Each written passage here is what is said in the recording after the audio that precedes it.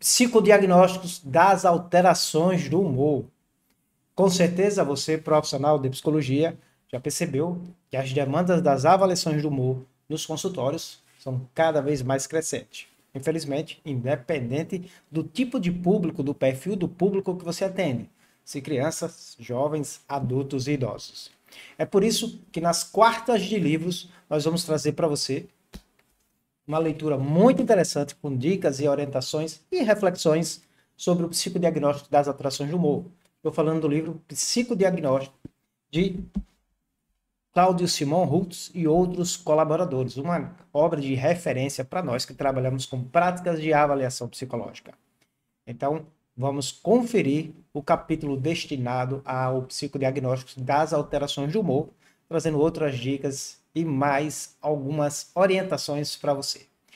Então, se você gostou do tema, já fique conosco, porque hoje é dia de leitura. E leitura com bons livros, com grandes autores, ainda é muito melhor. Até daqui a pouquinho.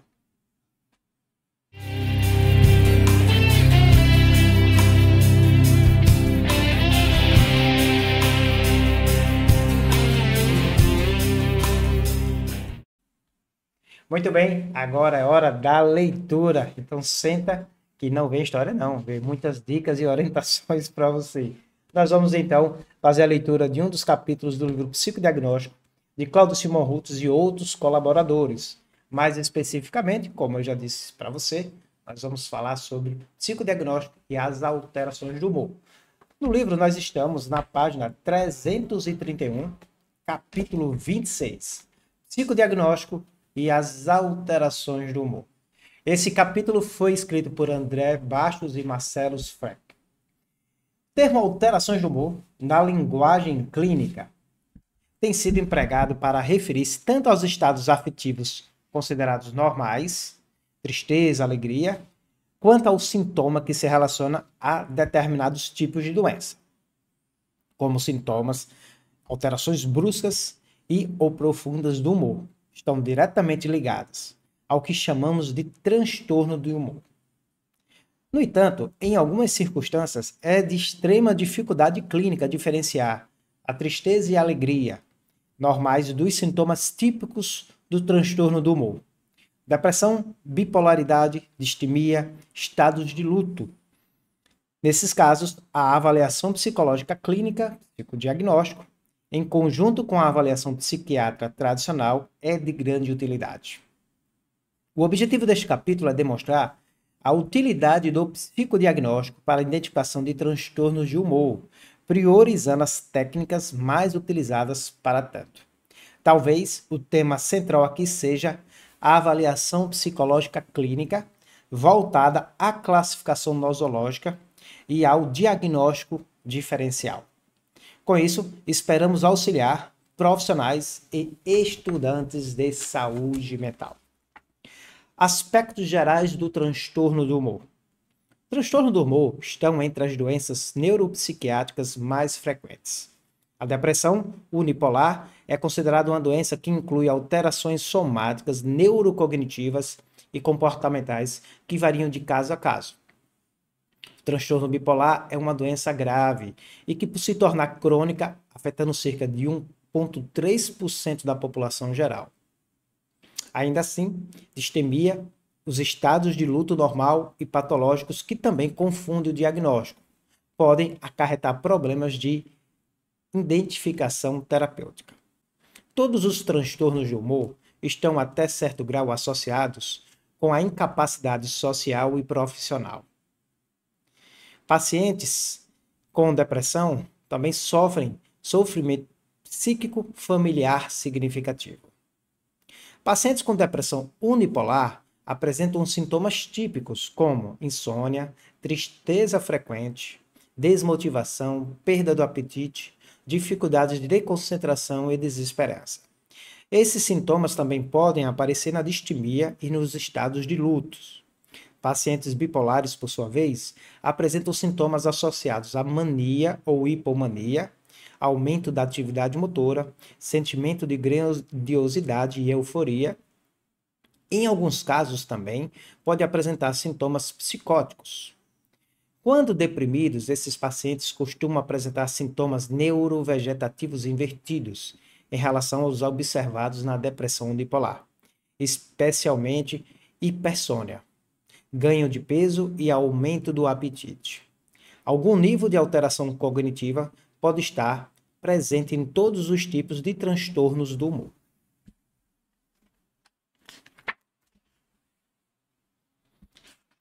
Triagem psicológica e psiquiátrica dos transtornos de humor. O primeiro contato com o paciente já traz possíveis indicadores de alteração do humor. Na entrevista inicial, é comum fazer o exame do estado mental do paciente. A metodologia desse exame, inserido em um contexto psicodiagnóstico clínico, permite a identificação preliminar de sinais e ou sintomas em algumas áreas da conduta humana, como a atenção, a sensopercepção, a linguagem, a inteligência, a orientação, consciência, pensamento, a inteligência, a afetividade e a conduta. No entanto, esse exame não é suficiente sozinho. A ele deve-se juntar a entrevista clínica, que também agrega elementos diagnósticos, e a história do examinando, que constitui uma área de superposição médica psicológica, sendo a rotina na avaliação psiquiátrica e psicológica. Na história do examinando, salienta-se a história clínica e a história pessoal, a anamnese.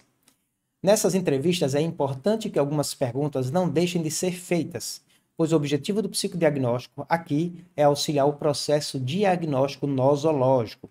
Já vimos aqui em outros programas, aqui é o diagnóstico focado em transtornos. Essas perguntas servem para verificar a presença de um possível transtorno do humor. Mais detalhes sobre o exame diagnóstico, segundo a quinta edição do Manual Diagnóstico e Estatísticos dos Transtornos Mentais, DSM-5, que hoje está na versão revisada. A seguir, há uma relação das perguntas que devem ser contextualizadas à consulta com o paciente. Você tem se sentido triste, melancólico, para baixo, deprimido ou irritável? Você perdeu interesse ou obtém menos prazer em relação às coisas que costuma gostar? Antônio Moreno e Rosso sugerem que também sejam feitas as seguintes perguntas. Você vem tendo pouca energia? Você vem tendo perda de confiança em si mesmo? Você vem tendo dificuldades para se concentrar? Você vem se sentindo mais devagar? Você vem tendo pensamentos pessimistas em relação à vida? Se a resposta a qualquer uma dessas perguntas anteriores for sim, deve-se seguir. Esses períodos já duraram pelo menos 2 semanas, lhe causaram problemas importantes com os amigos, parentes, trabalho ou em outro lugar?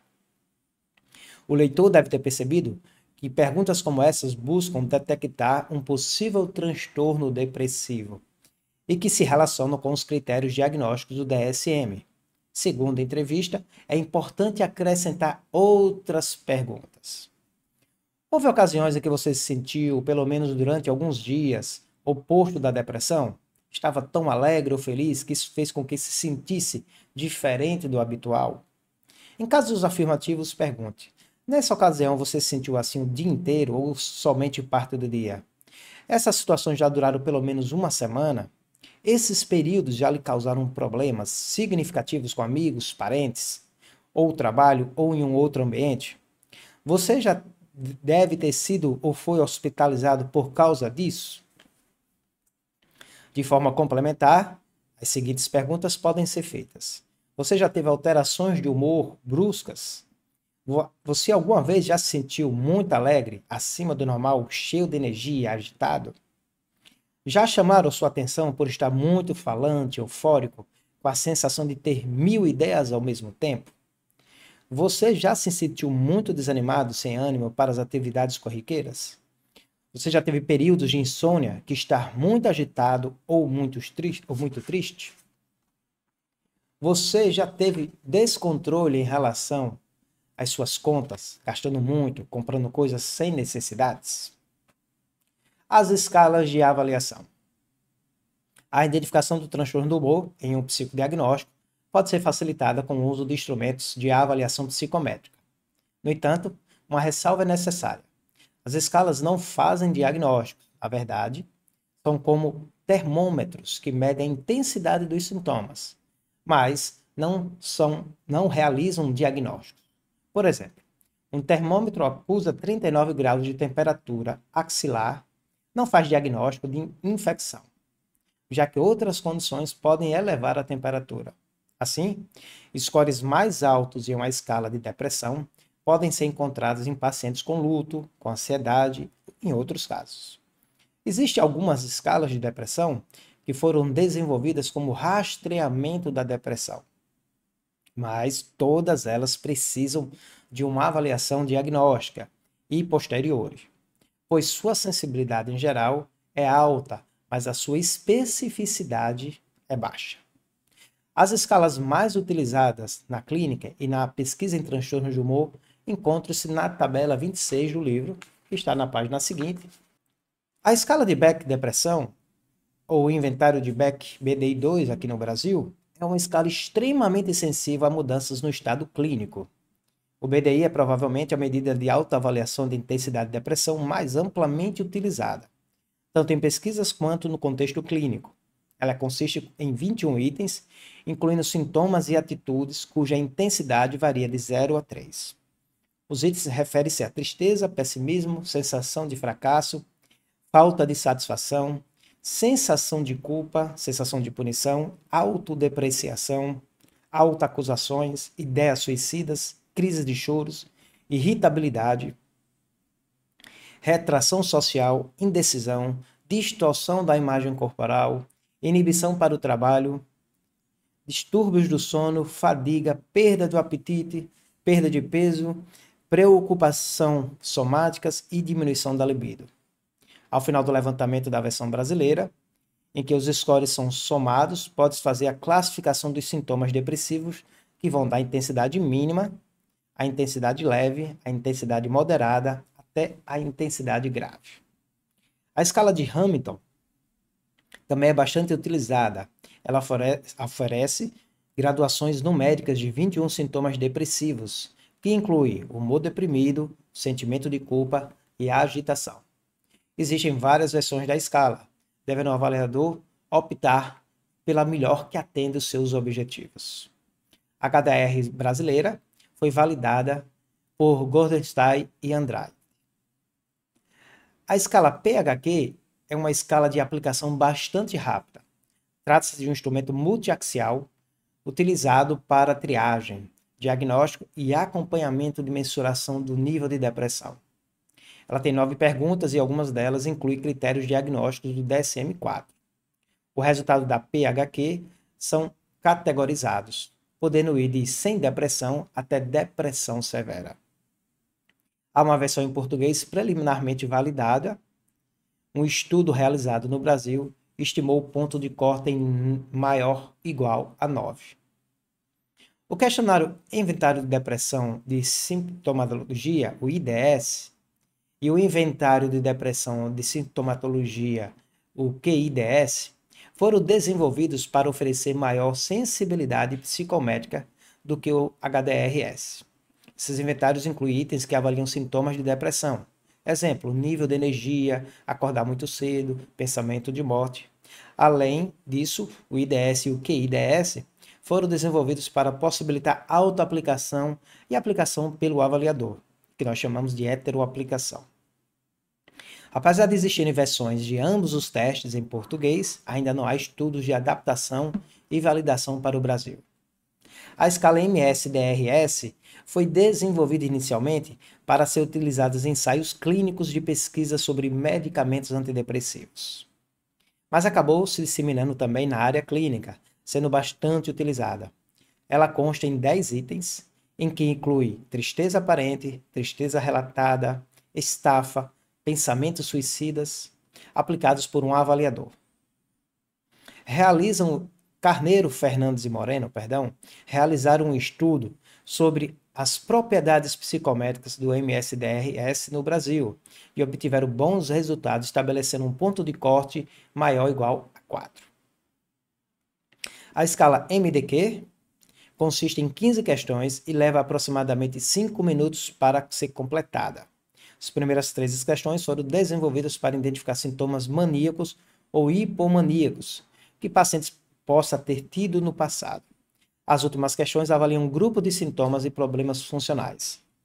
Pacientes que respondem sim a pelo menos 7 das 13 questões iniciais e problemas moderados ou sérios, nas perguntas de problemas funcionais, são considerados positivos para a possibilidade de bipolaridade. A versão brasileira do MDQ foi validada por Gugel Rebouças de Matos Carneiro de Matos e Souza em 2012.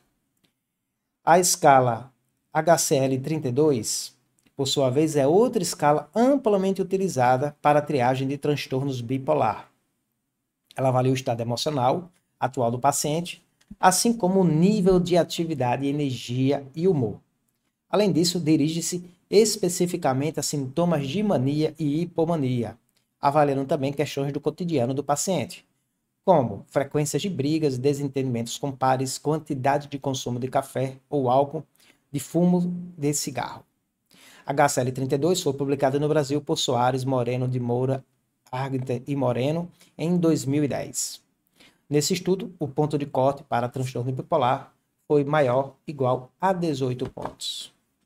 Alguns instrumentos diagnósticos estruturados, como o MINI, SCID, SCAN, PRIME, etc., estão desenvolvidos especialmente para a realização de diagnóstico de ambientes de pesquisa. São utilizados quando se quer padronizar, uniformizar o processo diagnóstico. Sua sensibilidade e especialidade em relação aos exames clínicos variam, mas alguns apresentam resultados satisfatórios. No entanto, eles nunca substituem de forma satisfatória o exame clínico. Apesar das escalas serem de grande valia sozinhas, não são suficientes para realizar o diagnóstico. Outros métodos devem ser acrescentados ao processo de avaliação. O diagnóstico do transtorno do humor é feito pela história clínica cuidadosa, pela entrevista objetiva com familiares e pelo diagnóstico diferencial, com outras condições clínicas que podem levar a quadros semelhantes à depressão e que eventualmente exigem exames laboratoriais ou de imagem. Além disso, alguns testes psicológicos também auxiliam no processo diagnóstico.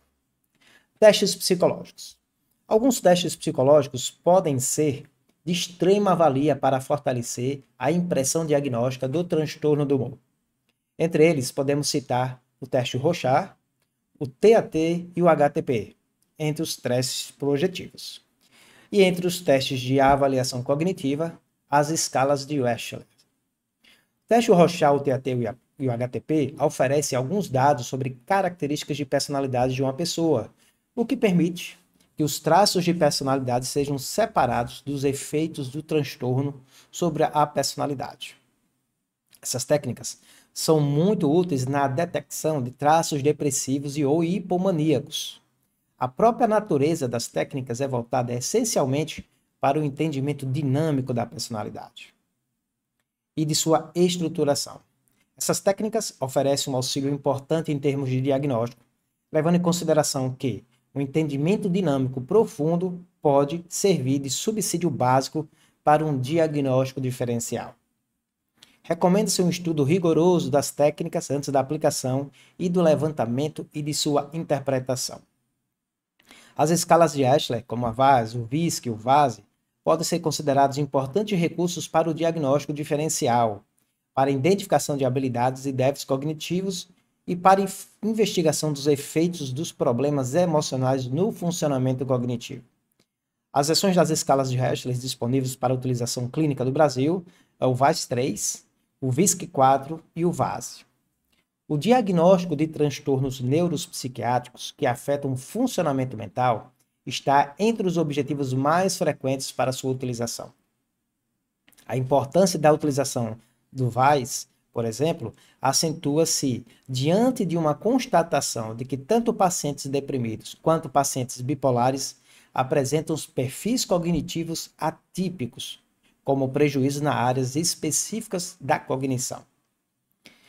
Além disso, Bastos, Gomes, Bandeira e Trentini demonstraram que o VAS-3 tem um alto índice de confiabilidade para o uso em pacientes deprimidos.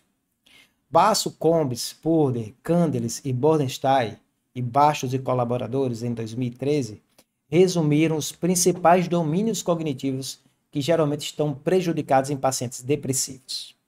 Flexibilidade associativa, fluência, a semântica, a memória de trabalho, velocidade de processamento e a capacidade de aprendizagem. Além disso, a depressão pode afetar o potencial da inteligência e a compreensão verbal, a percepção espacial e reconhecimento de objetos. Pacientes bipolares, por sua vez, demonstram déficit cognitivo claros durante a fase aguda da doença. E esse déficit tende a persistir mesmo quando o humor está estabilizado. O humor estabilizado, os estudos mostram que as alterações cognitivas encontradas em bipolares relacionam-se principalmente às seguintes funções: capacidade de aprendizagem, a memória verbal, funções executivas e a coordenação motora. Agora nós veremos algumas considerações sobre o diagnóstico das alterações de humor na infância e na adolescência. Continuam os autores. O diagnóstico da depressão e a bipolaridade na infância e na adolescência é permeado de dificuldades adicionais, em comparação com adultos. Pereira e Amaral, 2007. Apontam que erros diagnósticos são mais frequentes em crianças e jovens, trazendo prejuízos importantes para o tratamento. As dificuldades relatadas incluem diferentes tipos de depressões existentes e a variabilidade maior do quadro clínico por meio de sintomas atípicos, as comorbidades e sobreposição de fatores de desenvolvimento. A falta de queixa própria do paciente e os problemas relacionados ao ambiente familiar também foram destacados por Assunção e Pereira. Os critérios diagnósticos de transtornos de humor na infância e na adolescência não são padronizados de forma tão fidedigna quanto em adultos, e que muitos estudos clínicos devem ser realizados para estabelecer esses diagnósticos com precisão suficiente. Mesmo que a avaliação clínica seja a melhor forma de se diagnosticar, alguns instrumentos podem facilitar essas investigações. Existem escalas e instrumentos de medida da presença e da severidade de sintomas que foram desenvolvidos especificamente para infância e adolescência. As mais utilizadas são as escalas de depressão para adolescentes de Reynolds, a RADS, RADS, a escala de depressão para crianças de Reynolds, a RSD, o inventário de depressão para crianças, a CDI, a escala de depressão para crianças, a escala CDS, e a escala de avaliação de mania, MRS. Além disso, a escala CASADS-PL. Entre os instrumentos citados, 3 têm versões em português com bons níveis psicométricos: o CDI, o CDS e o CASADS-PL. Esses instrumentos têm sido utilizados tanto em pesquisas como na clínica da infância e da adolescência. Considerações finais do capítulo. Nesse capítulo, buscou-se compilar alguns recursos psicométricos a serem considerados para o psicodiagnóstico de possíveis transtornos de humor. O leitor deve ter compreendido que testagem psicológica não substitui uma boa e profunda entrevista clínica. Ela soma-se às entrevistas em que apresentam como fatores importantes o nível de experiência e capacitação profissional de quem realiza a avaliação.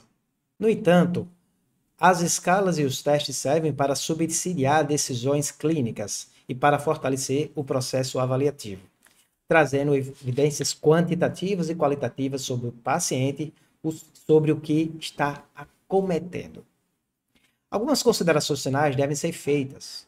O alto índice de comorbidade de transtorno de humor, seus limites com outros diagnósticos devem ser sempre levados em consideração durante todo o psicodiagnóstico. O diagnóstico de transtorno do humor deve levar em conta, antes de tudo, se os sintomas que o paciente apresenta podem ser causados por uma doença física e ou por uso de drogas e medicações. Além disso, o avaliador deve estar atento aos seguintes diagnósticos diferenciais: transtornos da personalidade, transtornos da ansiedade, alcoolismo, farmacodependências, transtornos esquizofrênicos, quadros demenciais. pois eles têm características que podem confundir o avaliador e levar um falso positivo para o transtorno do humor.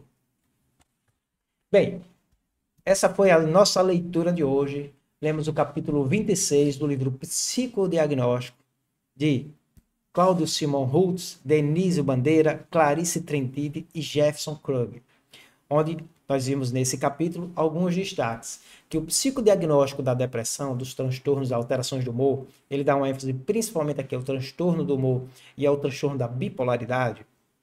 É muito importante ter o exame clínico psicológico como exame inicial, mais ou menos uma avaliação geral do quadro, fazer entrevistas, né, mais aprofundadas, com entrevistas de anamnese, mas principalmente entrevistas com foco em diagnóstico de transtornos.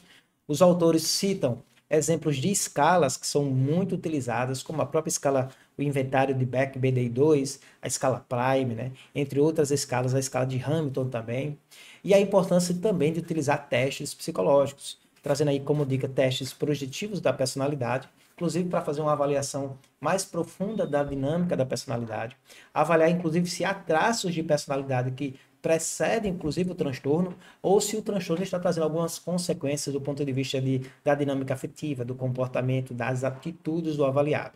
Além disso, também, os autores destacam a importância de avaliar as habilidades cognitivas, trazendo como sugestão o que nós chamamos de testes padrão ouro, né, das avaliações cognitivas, que são as escalas VAS. Teste VISC para crianças e adolescentes, por exemplo, o teste VAS para adultos. Outro ponto que eu achei que eu queria destacar aqui nesse final é que não existe teste para depressão e não existe uma escala que seja suficiente para fechar um diagnóstico de depressão. Esses instrumentos eles são utilizados como instrumentos complementares ao processo avaliativo. Falou em avaliação e diagnóstico de transtornos, incluindo os transtornos de humor e os transtornos, né, ligados à bipolaridade, né, transtorno da depressão do humor e o transtorno bipolar.